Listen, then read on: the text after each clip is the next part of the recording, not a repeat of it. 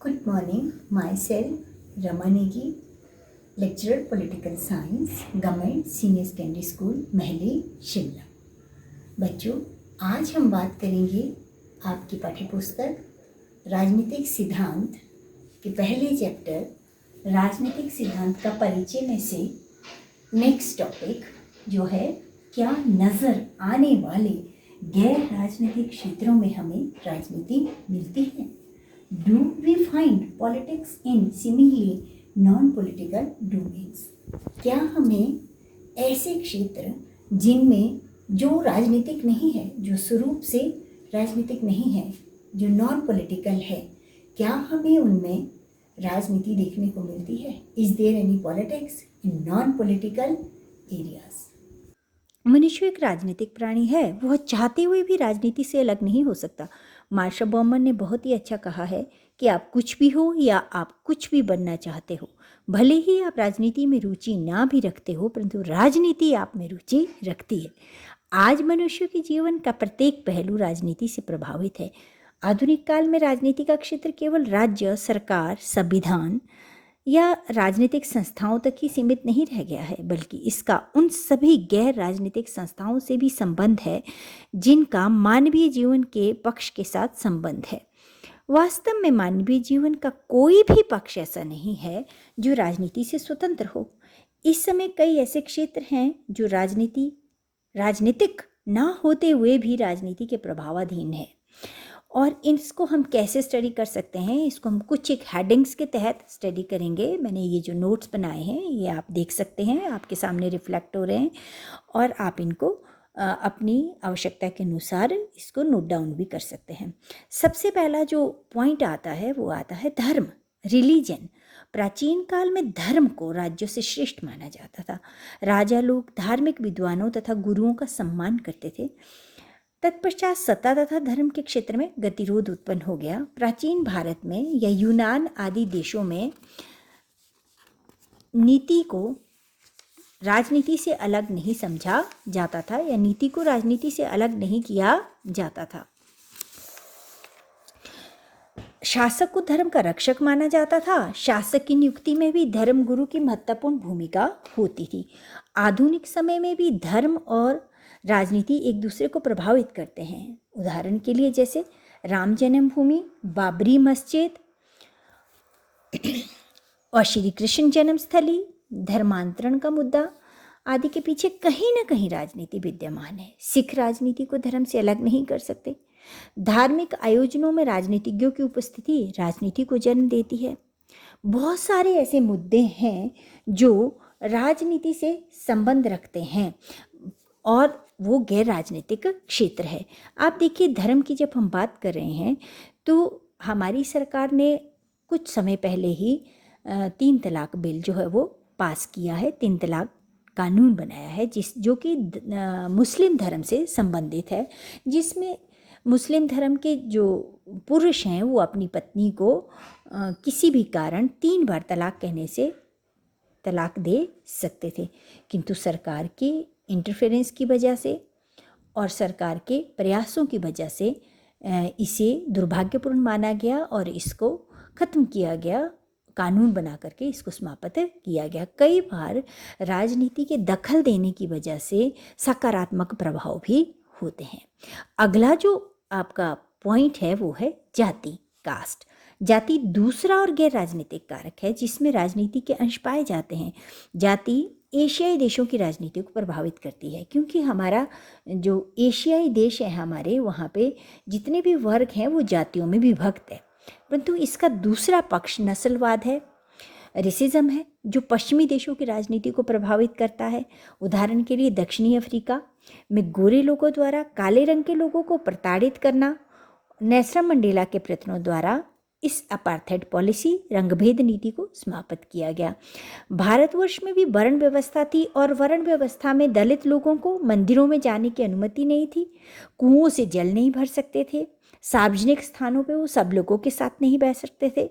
इस तरह की कुरीतियाँ थी। आधुनिक समय में क्या हो गया है, आधुनिक समय में जो जाति विशेष के लोग हैं वो अपने हितों की रक्षा के लिए टू प्रोटेक्ट देयर इंटरेस्ट वो क्या करते हैं, दे गेट ऑर्गेनाइज्ड, वो संगठित हो जाते हैं, ऑर्गेनाइज हो करके किसी न किसी राजनीतिज्ञों या राजनीतिक दल का संरक्षण प्राप्त कर लेते हैं और चुनावों में भी विशेष जाति के व्यक्ति को टिकट दिया जाता है, मत प्राप्त करने का प्रयत्न किया जाता है। मंत्रिमंडल का जब गठन किया जाता है, जब मंत्रिमंडल को बनाया जाता है, उस समय भी जाति विशेष का विशेष ध्यान रखा जाता है। खेल कूद जो है, इसके बाद जो अगला पॉइंट है वो आता है खेल कूद, गेम्स। अब देखिए, खेल कूद भी एक ऐसा राजनीतिक गैर राजनीतिक कारक है जिसमें राजनीति देखने को मिलती है। प्राय देखने में आता है कि विभिन्न खेल संगठनों के मुखिया विभिन्न राजनीतिक दलों के सदस्य होते हैं, जो कि अपने अपने संगठनों के माध्यम से लोगों से जुड़े होते हैं। प्राय प्रत्येक खेल से लोगों के एक वर्ग, किसी वर्ग विशेष को लगाव होता है। कौन व्यक्ति उन खेलों का प्रबंधक अथवा संचालक है, उसमें सुधार के लिए वो क्या कर सकता है अथवा क्या कर रहा है, लोगों की इस पर पैनी नज़र होती है। खेलों के बड़े बड़े आयोजनों के स्थल निर्धारित करना, मेजबानी आदि करना, इन सब के पीछे कहीं ना कहीं राजनीति काम कर रही होती है। किस देश, किस स्टेट को, किस राज्य को पर्टिकुलर खेल की मेज़बानी करने का मौका देना है, क्योंकि जिस राज्यों में वो गेम होगी, जिस राज्यों में वो खेल होगा, उस राज्यों के लोगों को, उस पर्टिकुलर स्थान के लोगों को रोजगार में सुविधा मिलेगी, उनकी इनकम बढ़ेगी, वहाँ के युवाओं को भी उसमें काम करने का मौका मिलेगा। इस प्रकार से कहीं ना कहीं राजनीति जो है वो अपना काम करती है। खेलों के बड़े बड़े आयोजनों के स्थल जब निर्धारित किए जाते हैं तो उसमें बड़ी राजनीतिक दखल अंदाजी रहती है।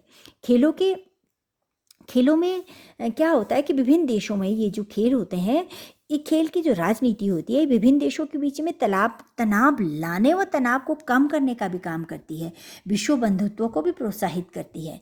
किंतु एक बात है कि अगर खेलों में कोई राजनीतिज्ञ, यदि तो कोई राजनीतिज्ञ ऐसा है जिसको खेल में रुचि है और वो खेलता रहा है, या वो स्पोर्ट्समैन है, अपने राजनीतिक करियर से पहले वो स्पोर्ट्समैन रहा है, तो उसको उन खेलों के बारे में नॉलेज होगी, ज्ञान होगा और उसमें वो बहुत अच्छी तरह से काम कर सकेगा और अपने खेलने के समय जिन कमियों को वो महसूस करता था, उन कमियों को दूर करने का प्रयत्न करेगा। क्यों? क्योंकि उसकी उनमें रुचि होगी। किंतु यदि कोई ऐसा राजनीतिज्ञ जो अपने राजनीतिक दबदबे की वजह से खेलों के संगठन का मुखिया या हेड बन जाएगा, तो उसको खेल का ज्ञान नहीं होगा और वो उस खेल के बारे में सही निर्णय नहीं ले पाएगा और इस प्रकार जो है वो उस खेल का विकास नहीं हो पाएगा।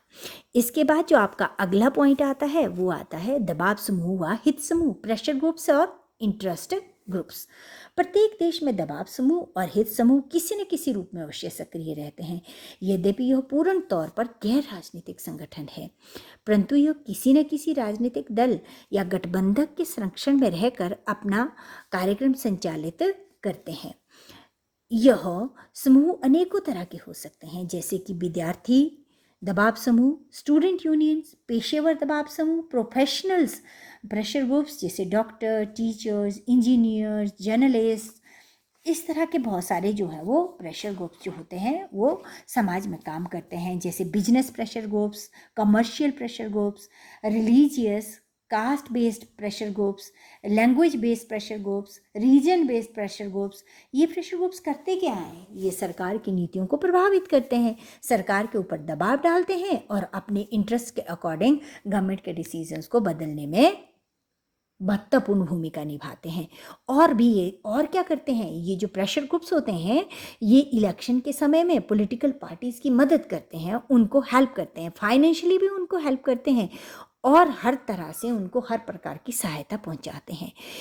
ये जो प्रेशर ग्रुप्स होते हैं, इनके अपने बड़े बड़े संस्थान होते हैं, ये अपनी बड़ी बड़ी इंस्टीट्यूशंस खोलते हैं, इनके अपने बड़े बड़े इंस्टीट्यूशंस होते हैं और उसकी वजह से ये क्या करते हैं कि उन इंस्टीट्यूशंस में जो पॉलिटिशियंस होते हैं, उनके परिजनों और उनके रिश्तेदारों को कई बार उच्च पद देते हैं, ऑफ़र देते हैं, और ऑफ़र ही नहीं देते बल्कि ऊंची ऊंची पोस्ट पर उनको बिठा देते हैं, उनके रिलेटिव्स को, और इसकी एवज में वो क्या करते हैं, उनसे अपने अनेक कार्य निकाल लेते हैं। तो इस प्रकार जो प्रेशर ग्रुप्स हैं और जो ये इंटरेस्ट ग्रुप्स हैं, ये भी इनडायरेक्टली किसी न किसी पॉलिटिकल पार्टी से एफिलिएटेड होते हैं, किसी न किसी पॉलिटिकल पार्टी से कनेक्टेड होते हैं, और इस प्रकार से जो है वो पॉलिटिक्स जो है वो इनको भी प्रभावित करती है, इन्फ्लुएंस करती है। इसके बाद जो नेक्स्ट पॉइंट आता है वो आता है ट्रेड यूनियंस, मजदूर संगठन। प्रत्येक देश में विभिन्न प्रकार के मजदूर संगठन विद्यमान होते हैं, और जो मजदूर संगठन होते हैं वो किसी न किसी राजनीतिक दल या संगठन अथवा राजनीतिज्ञों के संरक्षण में रहकर ही काम करते हैं। भारत में श्रमिकों के अनेकों संगठन हैं, इनमें इंटक, एटक, भारतीय मजदूर सभा, अखिल भारतीय सफाई कर्मचारी यूनियन जैसे प्रमुख हैं। यह मजदूर संगठन दूसरे राजनीतिक दलों के कार्यक्रमों और नीतियों का प्राय विरोध करते हैं। ये क्या करते हैं कि जिस पॉलिटिकल पार्टी के साथ ही जुड़े होते हैं उस पॉलिटिकल पार्टी के ये गुण गाते हैं, उस पॉलिटिकल पार्टी की ये तारीफ करते हैं, उनकी नीतियों को का प्रचार प्रसार करते हैं, उनकी जितनी नीतियाँ होती है उन नीतियों को एडवोकेट करते हैं, उनकी काफ़ी तारीफ करते हैं। लेकिन जिन राजनीतिक दलों के साथ इनका गठजोड़ नहीं होता, जिनके ये अगेंस्ट होते हैं, उनकी नीतियों को और उनके कार्यक्रमों का ये विरोध करते हैं, उसको क्रिटिसाइज़ करते हैं, और उसको क्रिटिसाइज़ करने की वजह से उनकी पॉलिसीज़ को लोगों के बीच में क्या कर देते हैं, एक तरह से डिफेम करते हैं, और अपने हितों की रक्षा के लिए क्या करते हैं, जोर शोर से प्रचार प्रसार करते हैं that the particular political party helping to promote their interest. तो अपने इंटरेस्ट को वो पूरा करने के लिए खूब जोर शोर से प्रचार प्रसार करते हैं। इन मजदूर संगठनों की जो एक्टिविटीज़ होती हैं, जो इनकी गतिविधियां होती हैं, वो भी राजनीति को प्रभावित करती हैं। तो इस प्रकार क्या हुआ कि जो मजदूर संगठन है वो मजदूर संगठन भी राजनीति को प्रभावित करते हैं। इस नेक्स्ट जो आता है हमारे पास पॉइंट वो है चैरिटेबल इंस्टीट्यूशंस। ये जो चैरिटेबल इंस्टीट्यूशंस है ये भी हर देश में होते हैं। डिफरेंट कंट्रीज़ में डिफरेंट टाइप के चैरिटेबल इंस्टीट्यूशन होते हैं, चरितार्थ संस्थान होते हैं। ये चरितार्थ संस्थान कई प्रकार के होते हैं, जैसे कि अनाथ आश्रम को संचालित करने वाली संस्थाएं, विधवाओं का पुनर्वास करने वाली संस्थाएं, कुष्ठ रोग निवारण वाली संस्थाएं, अपंग स्पेशल बच्चों के लिए संस्थाएं, ठीक है।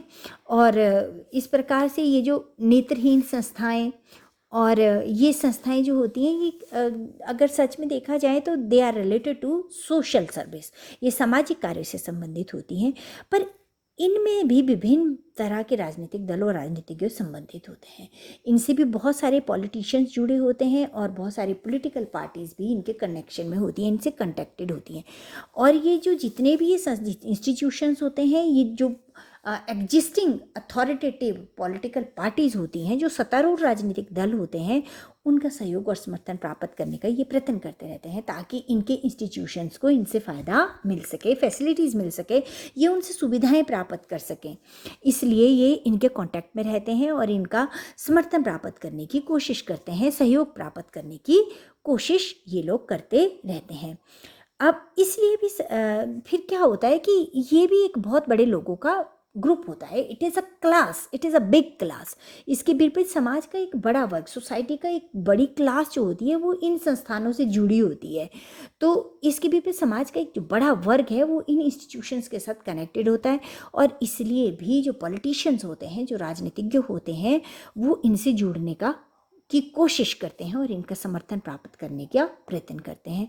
तो देखिए, जितने भी चैरिटेबल इंस्टीट्यूशंस हैं वो चैरिटेबल इंस्टीट्यूशंस भी पॉलिटिक्स के प्रभाव से मुक्त नहीं है।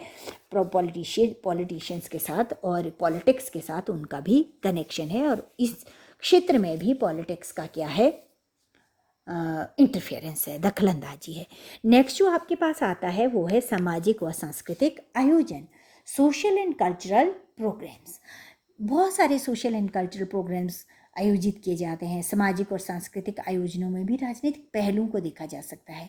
व्यापक स्तर पर आयोजित होने वाले सामाजिक कार्यक्रम जैसे कि सांस्कृतिक मेले, बड़े बड़े विवाह समारोह, शहीदों की याद में बनने वाले स्मारक, चौपालों आदि में भी राजनीतिक तत्व विद्यमान रहता है। समृद्ध परिवारों द्वारा अपने सामाजिक आयोजनों में राजनीतिज्ञ क्या करते हैं कि जो बड़े बड़े लोग होते हैं, सोसाइटी के जो बड़े बड़े लोग होते हैं, वो क्या करते हैं, ये बड़े बड़े ऑर्गेनाइजेशन करते हैं और प्रोग्राम ऑर्गेनाइज करते हैं, तो उनमें जो चीफ गेस्ट बुलाए जाते हैं वो बड़े बड़े पॉलिटिशियन बुलाए जाते हैं।